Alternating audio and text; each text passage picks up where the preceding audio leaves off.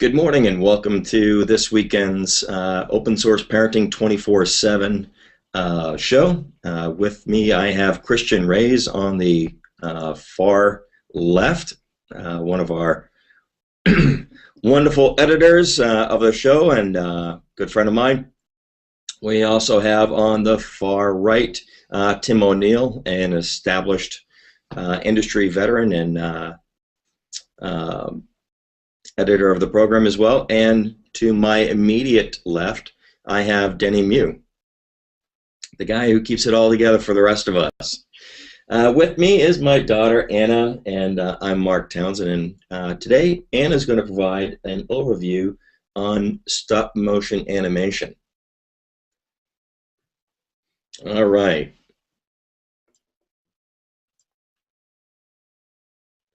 But first, we're going to start with a short video that Anna has put together for the show. She put it together quickly last night, and here we go. Make sure that's on the big screen, Mark.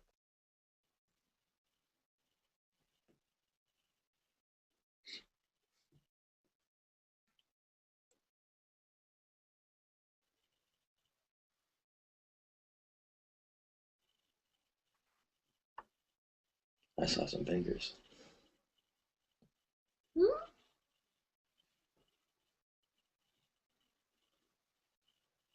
like how the glasses go down. You did a very good job with that. Thanks. So, Anna, tell us a little bit about your stop motion videos. Well, I had to plan the story because if I didn't know what I was doing, I wouldn't be able to do it. I had to gather the supplies that I needed for the video, like my dolls and my iPad too, because I need to record it. And I needed to take really a lot of pictures. It took like 87 pictures to do that whole thing. It may not look like much, but it's much. And I have to put the pictures in order. Well, the app that I used did it for me. And I had to edit some stuff in it, and yeah. Edit the video. So you edited it in one app, and then you sent it to my Photos app, and then sent it to my iMovie app. Great, and you scored it. Okay, great.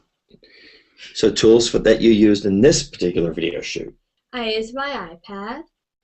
I downloaded iMotion HD. It's a really free app. It's really awesome. I used iMovie that my dad helped me download. On your iPad, right? Yeah. And I sent it to YouTube. And published it to YouTube channel.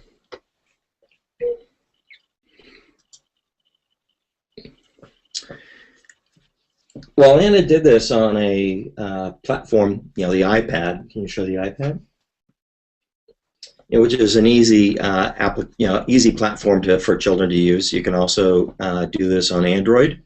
You could do this the old-fashioned way using a camera. You've done this the old-fashioned way before. My DSi. You're using a regular camera on your DSi, and you put it on the computer. Yeah. Yep. And you put them all together in a string. Yeah, on the computer iMovie. Mm-hmm. But we've also used a tool called Audacity. Audacity is a free tool. Remember when you were doing the video for school and you were singing to it and you needed a background track? Mm-hmm. And you said, "Dad, I need this song, but the words I don't want the singers in the song." So Audacity is a great tool. It's open source, multi-platform. You can provide the download links here. And what Audacity does, it allows you to edit audio in a variety of ways. And what you're going to learn with doing any type of video editing, right, Anna, is you use a lot of different things, right? Yeah, a lot of different things. A lot of different tools? A lot. Of different tools.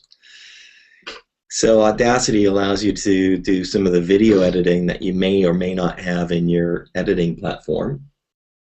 And then we have MPEG Stream Clip. which is a great little utility. Multi-platform again.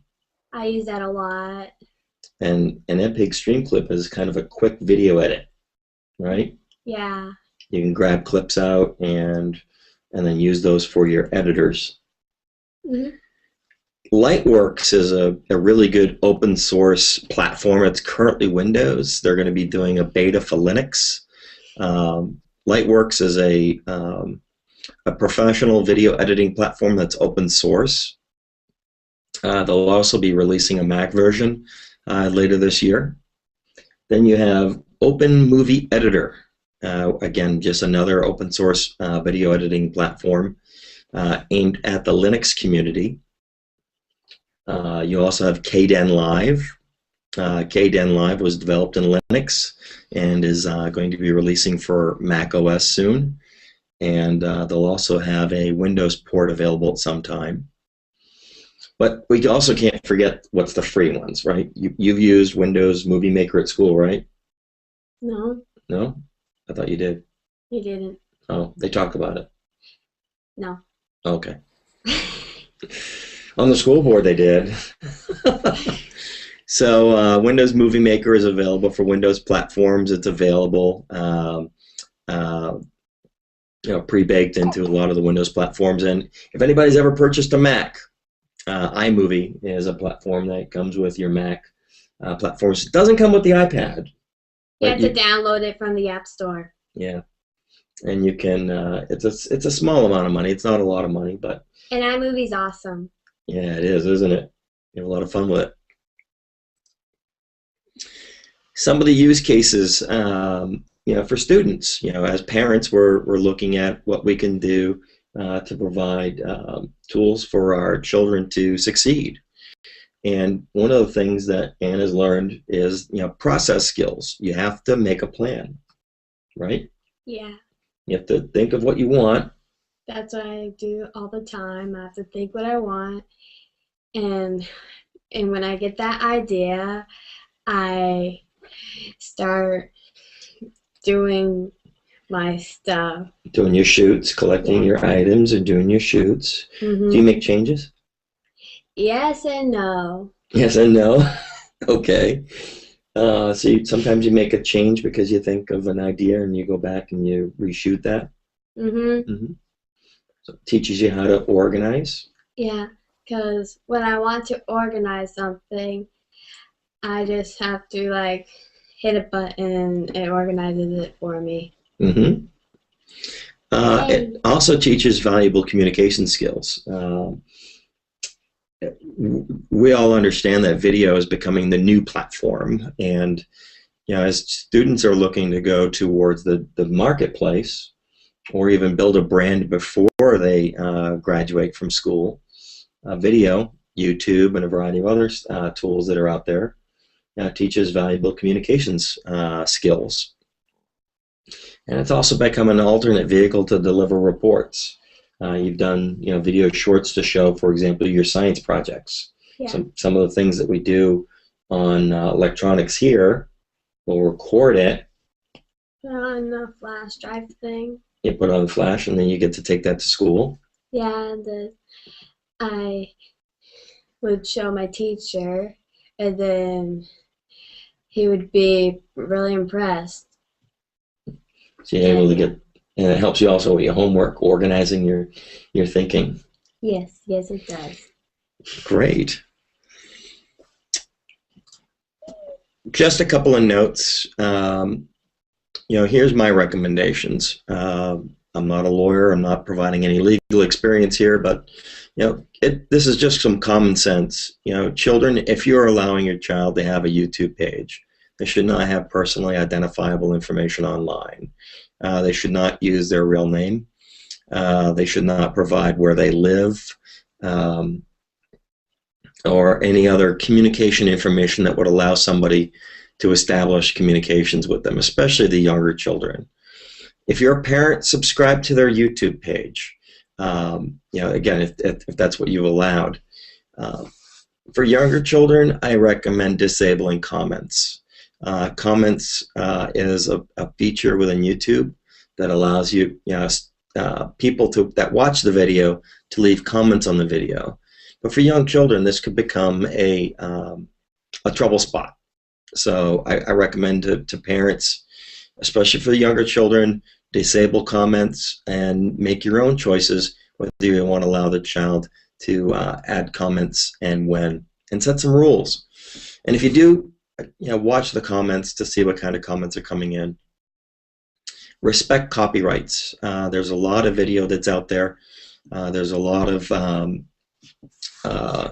music that's out there, and we need to be respectful of copyrights that people have on their products, and not redistribute copyrighted materials. Respect your friends, right? Yeah, because if they don't want their images or videos online, you shouldn't put them online, because they're your friends and their parents would be pretty mad. Yeah, exactly. So that's our short presentation for this morning. Open it up to some comments, some feedback. Thank you, Anna. Thank you, Mark. I noticed that, just one question I have is that I noticed that you use a lot of software that are available only for Windows, and then some software that are available only for Apple. Is that because in school you have different computers as you do at home? Yeah, we have Chromebooks that are terrible. They do not work, and our internet's terrible. So technically we only have Windows, and we have those Chromebooks, like I said. Like when you open them up, you don't hit the power button, and it just automatically turns on. Like that annoys me, because sometimes when people don't log out of their website, you just are in that website, and it's just so annoying. But for Chrome, for video editing, nothing. You There's use nothing. Movie Maker on the Windows PCs. There's no Movie Maker. There's no Movie Maker? Not that I've seen. Okay. They tell me it's there's there. there's iMovie. There's iMovie. I only use my iPad and my iPod Touch to do anything, because I don't know how to use that stuff. Well, I used Audacity for the longest time to do all my back in the days when we used to do only audio podcast. I did that for a long time, and then I migrated over to GarageBand once I had a Macintosh. Yeah. I use that. Yeah. I use that to edit music. You've done a lot of scores in GarageBand, haven't you? Yes. I'm ashamed. You shouldn't be ashamed. You're awesome, actually. Anna's put together quite a few loops of her own using the predefined loops in GarageBand for some of her movies. Well, Mark, you kind of touch on some of the important issues regarding privacy and basically respecting other people's privacy, other people's work and rights and all that. But I wonder if you could comment a little bit more on sort of your attitude towards when should be the age children should be exposed to the internet. Even that seemed like, because I know other people. Well, for me, I lost control of that long ago. So I just. Are you talking about yourself, Denny, or your children? I guess I'm talking about myself. Yes. Okay, I figured it. Fortunately, you know me too well. So what do you think, Mark? What's your general attitude? Because you got Christian over there who's what, 6 months away from that, making that decision, getting a Google Plus account for your daughter. Babies come out now, the placenta with an iPhone in their hand. Okay, so she's going to be a lot of. So to answer that question, Denny, we had long, difficult conversations and debates on this. Anna was subscribing to some YouTube feeds, and we keep the Mac that we have at home in a public area, so it's freely viewable, and we constantly walk by and do the little check-ins. But there was a young girl that was around 10, 11 years old, and a profile listed in Chicago that was doing a lot of the Monster High video reviews. And you subscribed to her, right? Which one was that girl? Warrior 23. Yes, I think so. Yeah. They live in Texas. Oh, okay. And I sat down, and it was a constant debate, and we made a couple of decisions. And one of the decisions was you can create a YouTube channel. The videos that go on it are they don't show her face. They don't show her. They don't use real names, and so she'll wear makeup or something if she's going to. But those are very rare. But that's caused her to do a lot of stop animation and other type of videos, which again creates a talent. But as she's going to be, she's a teenager now and getting a little bit older, going to high school next year. Obviously some of those we'll have to make some modifications. But we took the standard approach. We subscribe to her video feed, so we understand when she's uploaded a new video that comes into my Google feed. And Anna's really great because she's always telling us what projects she's working on, and she often volunteers to show them to us before she puts them online, which I recommend wholeheartedly if we can have people encourage their children to do that. Yeah, but sometimes the discussions is not even between parent and I think we lost the video. No, I still got it. You lost it. You still got it? Okay. Yeah. All right. Well, we lost something. It looks like Mark I can still see you. Third person. Yeah. But anyway, quickly, before I wrap up this. I was just saying, sometimes the discussions is not even between parent and children. It's even just between parents. Yes, it is. Yeah, the two parents to decide on what would be best for the child. It's a difficult topic even. Yes, it is. Oh, I see what you mean. It just the Internet Safety Committee recommends that the dialogue starts very young because it has to be a parent-child relationship because they get bullied, they got inappropriate material, and if the local internet safety, the one we do for the Georgia Bureau investigation, we recommend children under 12 be under supervision by their parents until the parents feel comfortable. But I mean, we even had recently a case of sexual assault filed against in a virtual world, where a young girl said this guy she was in one of the virtual playrooms, and the guy, it turned out that we finally found the guy, and he was a pedophile, and he was on there with the name of an 8-year-old. Okay, so kids have to be very open to go to their parents and say, hey, this guy's bullying me, or this guy's trying to ask inappropriate questions, wants to know where I live, how old I am, wants me to send pictures of myself. Kids have to be ready to go to their mom and dad, because we saved a 12-year-old girl here from being murdered by a pedophile. If her girlfriend had not told her mother, who then called the police, this girl, whose parents allowed her at 12 years old to go to the mall every Friday unattended by any adults until midnight. And this girl had actually set up a relationship with a guy who was 44 years old actually, to come down from Tennessee and pay her $5,000. And once he was arrested, we looked at his car, and he had large plastic things in there. He had a saw, he had duct tape, and his intent was to murder her. Wow. They had relationships. So, and it happens. It's happened twice here in Georgia that I know of. So the kids, we were scared already, and you didn't make it better. We had one sheriff. Again, it comes.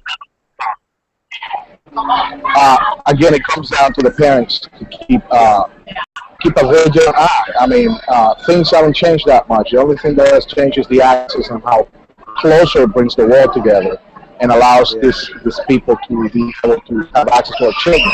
But mention. Uh-oh, Mark. Yeah. Yeah, I think Hey, how about? we may have lost Christian Yeah, there. I think Christian. How about we wrap this up by giving Anna an opportunity to talk about the video, the actual video that we show in the beginning. What was the purpose for that video? What is What was the purpose behind your video, Anna? Yeah, maybe we'll do that and then we'll wrap up the show. Sure. The video that I just did? Yes. So. I just wanted to do something random. Something random, but also to show people about your channel that you record videos about. About my Monster High dolls, and I'm making a book series with those kind of dolls. Yeah, I'm still working on my third book. And you also create your own by in sketches. Yep. You create new ones, brand new ones. Yeah. And Excellent. one thing how I got my ideas is I use Monster High dolls and all, but the program Vocaloid, MMD, also known as Mika Mika Dance, that's an animation program. I love that program because the animations, it helps me, like the dance moves, helps create my dance moves for my dolls. So yeah, and You draw influences from multiple things. Now, you ought to send some of your work in to the National Art Institute. They do a yearly contest for innovative usage of the internet, and she pretty darn good from what I see. Awful darn good, actually. Awesome. Thank you, Tim.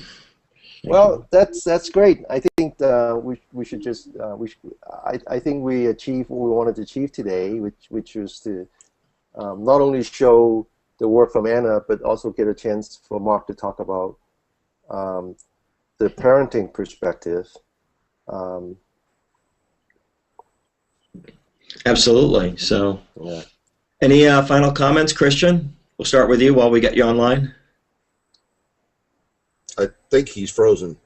Yeah. Oh, you might be. I mean, his picture's frozen, not him. Yeah. Well, everybody is having we're having bandwidth issue today. So. Yes, we are. Actually, he's in stop animation mode 1. Yes, exactly. Yes, this is the first frame of the next one. He's showing us how it should be done. Well, okay. Well, Denny, any final comments or? Oh, I'm great. I'm great. Thank you. Thank you. And All right. We'll see you again soon. Excellent. Well, thank you very much for this week's Thank broadcast of Open Source Parenting 24/7. Well, thank you. It was wonderful, and she's certainly innovative. Yes. Yes, very much. So.